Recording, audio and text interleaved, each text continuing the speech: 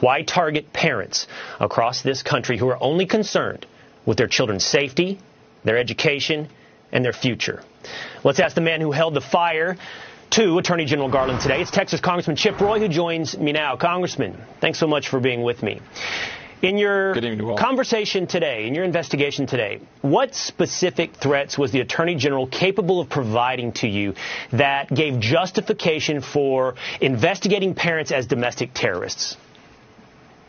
Yeah, well, clearly the Attorney General offered none. And you know, this actually hits home for me, the story you just told. I grew up in Loudoun County, lifelong Texan in terms of my family roots back to the 1850s, but I went to high school in Loudoun County. So this hits home. It's personal.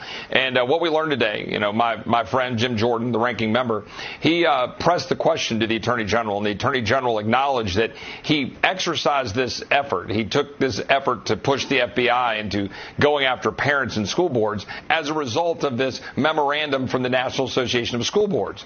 But what else did we learn today? I put into the record memoranda that came out from some friends of mine that did a FOIA request, and they put forward and showed that in emails there was obvious collusion going on between the National Association of School Boards and the White House. It was politically driven.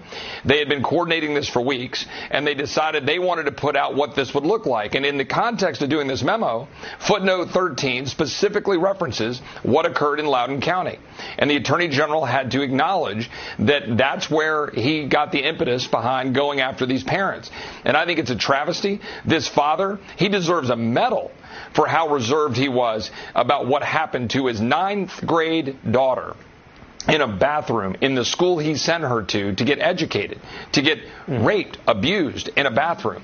He deserves commendation for simply going to a school board, raising his voice a little bit, and raising the concerns about what happened to his daughter, because I can tell you my reaction might have been a little different. Yeah, a commendation, not being labeled a domestic terrorist. I would love to walk through one more time with you what happened with this letter. I think it's important. So we have the National School Board Association that ahead of time, before the DOJ Act, sends a letter to the White House. What am I to take away from that? Does the White House workshop the letter? Do they collude? Do they collaborate? Do they send it back to the National School Board Association with preferred language, and then it's forwarded on to the DOJ? If that is what happened, then what does that mean for you and Congress? What does that imply about our government? Well, what we know is that on September 29th, according to the FOIA request put out by the folks that went after this information through FOIA, we found out that the guy who's the interim executive director, the interim executive director of the National Association for School Boards, he said explicitly in the email that they had been coordinating and communicating with the White House about the terms they wanted to put in the memo. So then the memo is then put forward and sent to the White House, to President Biden. 5 days later, the Attorney General of the United States says, I'm going to go empower the FBI and we're going to go after, we're going to target parents. That is not a coincidence. We know exactly what is happening here, and the Parents Defending Education, which is the organization that did that, should be commended for doing this FOIA request so we could know the truth.